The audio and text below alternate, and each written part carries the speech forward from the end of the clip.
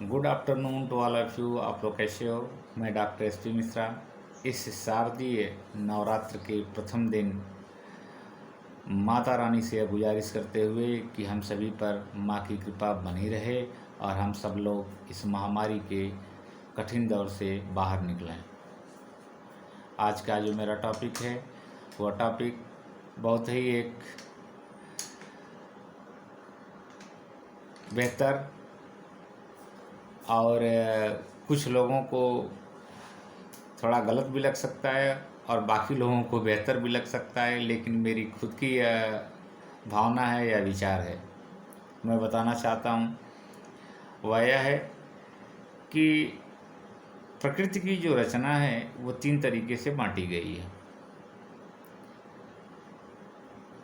प्रकृति के संचालन के लिए ब्रह्मा जी, विष्णु जी और महेश जी का कॉन्सेप्ट आया, एक अवधारणा आई कि ब्रह्मा जी सृष्टि की रचना करते हैं, विष्णु जी सृष्टि का पालन करते हैं और शंकर जी यदि कोई कमी आती है या प्रॉब्लम होती है इस समाज में तो उसे डिस्ट्रॉय कर देते हैं या उसे समाप्त कर देते हैं। वैसे ही जैसे हमारे यहाँ विधायिका, कार्यपालिका और न्यायपालिका है कि विधायिका विधि बनाती है, कार्यपालिका उसे लागू करती है और न्यायपालिका उसे चेक करती है। चेक बैलेंस की थ्योरी आती है और उसके अधीन थोड़ा सा इंटरफेरेंस एक दूसरे में होता है, अदरवाइज सब स्वतंत्र हैं और सब अपने अपने कर्तव्यों का निर्वहन सही तरीके से करते हैं और बेहतर तरीके से करते हैं, जिससे हमारा देश प्रगति के पथ पर आगे की तरफ बढ़ता है। उसी तरह दोस्तों, मैं आप लोगों से यह गुजारिश करना चाहूँगा और यह रिक्वेस्ट करना चाहूँगा कि जिस पद पर या जिस कार्य के लिए आपको पदासीन किया गया है, पद पर बैठाया गया है, उस पद का पालन, अपने कर्तव्य का निर्वहन जरूर करिए। यदि आप संघ लोक सेवा आयोग द्वारा आयोजित परीक्षा में या प्रांतीय लोक सेवा आयोग द्वारा आयोजित परीक्षा में बैठे हैं, परीक्षा क्वालिफाई कर गए हैं, PCS बन गए हैं, IAS बन गए हैं या जुडिशियरी की सर्विस में न्यायिक पद को सुशोभित कर रहे हैं, तो आपका कर्तव्य बहुत बड़ा है, आपका दायित्व तो बहुत बड़ा है। आपके पास समय नहीं है कि आप किसी से बात कर सकें, इतना बड़ा काम है, इतना बड़ा दायित्व आपको सौंपा गया है। उसी तरह अध्यापक को, जो हमारे भारत की शिक्षा व्यवस्था है, यदि अध्यापक के कार्य को देखा जाए तो अध्यापक के पास समय नहीं है। यदि वह ठीक से पुस्तकों का अवलोकन करे, अध्ययन करे, तो प्रत्येक दिन स्टडी करना, फिर उसको जा कर के बच्चों में बताना, उसको नए तौर तरीकों से अवगत कराना, उस टेक्नोलॉजी के युग में उस शिक्षा व्यवस्था को कैसे प्रचार प्रसार करके आगे बढ़ाया जाए, अध्यापक के पास समय नहीं है। लेकिन मैं इस लॉकडाउन के टाइम से ही और कुछ और पहले से भी मैं ये देख रहा हूँ कि कुछ हमारे अधिकारीगण, कुछ हमारे कर्मचारीगण, कुछ हमारे अध्यापकगण तमाम तरीके की योजनाओं में संलिप्त हैं। जैसे अध्यापकगण सोचते हैं कि मैं भी काश अधिकारी रहता, मैं भी काश राजनीति करता रहता, प्रधानमंत्री बन जाता, गृहमंत्री बन जाता, चीफ मिनिस्टर बन जाता, तो वो भी अपनी आजमाइश शुरू कर देते हैं राजनीति के क्षेत्र में। अधिकारीगण हैं, वो ये सोचते हैं कि काश हम भी काश हम भी जो है ऊंचे पद को सुशोभित करते, हम भी प्रधानमंत्री बन जाते, हम भी कुछ और ऊंचे पद को सुशोभित करते। ठीक है, ये तो हर व्यक्ति की अपनी इच्छा होती है, वो चाहता है कि हम ऊंचाइयों को प्राप्त करें। लेकिन मैं आपको बताना चाहता हूँ कि जिस क्षेत्र में आपका दायित्व दिया गया है, उस क्षेत्र में यदि आप बेहतर कार्य करते हैं तो वहीं आपकी ऊंचाइयाँ मिल जाएंगी। आपको कूदने की, उछल कूद करने की दूसरे की एरिया में, एक दूसरे के क्षेत्र में कोई ज़रूरत नहीं है।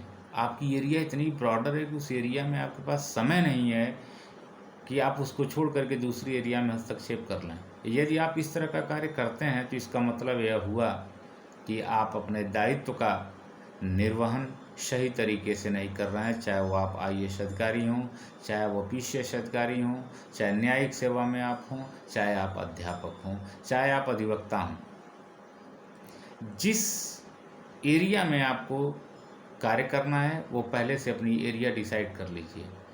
हर एक एरिया में आप इंटरफेयर मत करिए, हर एक एरिया में अपना हस्तक्षेप मत करिए। कि हम ये भी कर लेंगे, हम ये भी कर लेंगे, हम ये भी कर लेंगे। अध्यापक क्या करता है, यदि वो लॉ का टीचर है तो ठीक है, लॉ का टीचर है, वो जीएस भी कवर करने लगता है, ज्योग्राफी भी कवर करने लगता है, बच्चों को ज्योग्राफी भी बता देगा, हिस्ट्री भी बता देगा, ऑलराउंडर हो जाएगा। आईएएस अधिकारी है, वो बाकी आईएएस का इतना बड़ी एरिया है कि आईएएस अधिकारी के पास 1 मिनट का समय नहीं है कि वो बाकी कुछ सोच सके। वो राज्य और देश के कर्तव्य के निर्वहन में ही अपना समय लगाए। हमको नहीं लगता है कि उसके पास समय है। कुछ और भी प्रशासनिक अधिकारी हैं, उनके पास भी समय नहीं है। लेकिन कुछ लोग हैं जो अपने कार्यों का निर्वहन नहीं करके वो चाहते हैं कि मैं यदि अधिकारी बन गया हूँ तो चलो मैं भी टीचिंग कर लूँ, और यूट्यूब पर, तमाम फेसबुक पर तमाम तरीके के उनके आते रहते हैं कि आप मुझसे जुड़िए, मैं आपको अधिकारी बना दूंगा, आप मुझसे जुड़िए, मैं आपको फ्री पढ़ा दूंगा। आपको जब यही करना था तो आप अध्यापक बन गए होते, बेहतर भविष्य बनाए होते बच्चों का। फिर आप अधिकारी बन गए, अधिकारी बनने के बाद उस जो आपको कर्तव्य और दायित्व दिया गया उसका निर्वहन नहीं आप कर पा रहे हैं सही से। वहाँ यदि कुछ समय काटते होंगे तभी तो आप इधर आते होंगे। उसमें अपने मन को पूरा लगाइए, फिर वो काम करिए। यदि आप अध्यापक हैं तो राजनीति करने की कोई आवश्यकता नहीं है। आप राजनीतिक भागीदारी चाहते हैं कि मैं राजनीति में चला जाऊंगा, मैं भी विधानसभा में बैठूंगा, मैं वहाँ नियम कानून बनाऊंगा। देखिए, मैं सरकार से यह गुजारिश करना चाहता हूँ कि राजनीतिक या राजनीति के संदर्भ में एक विश्वविद्यालय की स्थापना कर दी जाए कि लोग शुरू से ही वो पढ़ें कि डेमोक्रेसी क्या होती है, लोकतंत्र क्या होता है, विधायिका में विधि कैसे बनाई जाती है, उसको बहुत बेहतर तरीके से पढ़ें। उसमें भी वो ऑनर्स की डिग्री लें, उसमें भी वो मास्टर की डिग्री लें, और उसके बाद जो चुनाव के क्षेत्र में आकर के चुनाव लड़ते हैं तो हमें लगता है कि देश की सेवा वो बेहतर कर पाएंगे जैसे कि सामान्य लोग करते हैं। मेरा एक सुझाव है कि एक राजनीतिक विश्वविद्यालय भी बनाया जाना चाहिए जहाँ पे लोग अपने अनुभव को साझा कर सकें। वैसे ही जैसे विधि के क्षेत्र में यदि आपको आगे आना है तो आपको लॉ की पढ़ाई करनी होगी, यदि आपको डॉक्टर बनना है तो डॉक्टरी एमबीबीएस की पढ़ाई करके आगे बढ़ना होगा, यदि आपको अध्यापक बनना है तो उसके लिए आपको अलग पढ़ाई करनी होगी। आपको तैयारी करना हो तो किसी भी एरिया से आपको प्रिपरेशन करके आपको अधिकारी बनने के लिए तैयारी करके आईएएस पीसीएस बनना होगा या जुडिशरी का एग्ज़ाम देना होगा। लेकिन एरिया सबकी बटी हुई है। मेरा अनुरोध है आप सभी से कि आप अन्यथा न लें।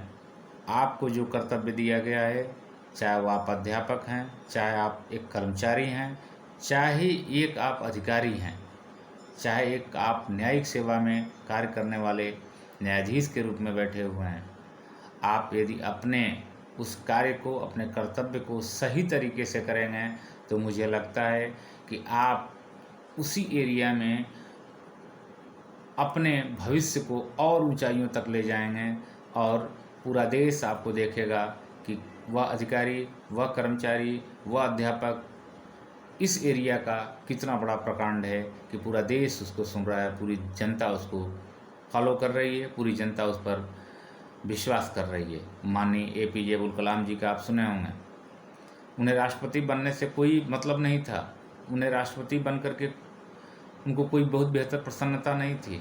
क्यों? क्योंकि वो अध्यापक थे, और जब राष्ट्रपति पद के बाद जब वापस गए तो फिर अध्यापन का कार्य करने लगे। वो एक साइंटिस्ट थे, और जो चीज़ वो दे करके गए उस देश के लिए अध्यापक होकर के, हमें नहीं लगता है कि उस तरह का व्यक्ति और व्यक्तित्व रखने वाला कोई व्यक्ति आज तक पैदा हुआ, न होने वाला होगा। हमें संभावनाएं कम लग रही हैं, क्योंकि लोग इस भौतिकवादी युग में ऐसे झगड़े हुए हैं कि हर एक व्यक्ति यह चाहता है कि जितना जल्दी शॉर्टकट फॉर्म में, कितना जल्दी हम तैयारी कर लें, कितना जल्दी बन जाएं, कितना जल्दी एमपी बन जाएं, कितना जल्दी एमएलए बन जाएं, कितना जल्दी राज्यपाल बन जाएं। अपने कर्तव्यों से धीरे धीरे लोग कटते जा रहे हैं, और हस्तक्षेप करने की जो आदत है वो लगातार बनी हुई है। हर एक व्यक्ति चाहता है कि मैं अध्यापक बन जाऊं, हर अध्यापक चाहता है मैं राजनीतिक भागीदारी करूं। नहीं, आप जिस एरिया में आपको रखा गया है, जिस इस एरिया के लिए ईश्वर ने आपको जगह दी है, उस एरिया का, उस क्षेत्र का आप सही निर्वहन करें, अपने कर्तव्यों का सही पालन करें, और देश को, इस हमारे महान देश को, भारत जैसे जगह पे जहाँ आप पैदा हुए हैं, उसको और आगे ले जाइए, तरक्की पर ले जाइए, प्रगति पर ले जाइए। यही हमारी महानता होगी। यदि आपको मेरे इस विचार से कोई ठेस पहुँची है तो मैं इसके लिए आप सभी से माफ़ी मांगता हूँ, लेकिन मेरा यह विचार है, सुझाव है कि आप अपने कर्तव्य पर आगे बढ़ें और जो जिसकी जगह है उसके लिए छोड़ दें, ताकि हर व्यक्ति अपने जीवन को उस एरिया में आकर के ऊंचाइयां दे सके। बहुत बहुत धन्यवाद।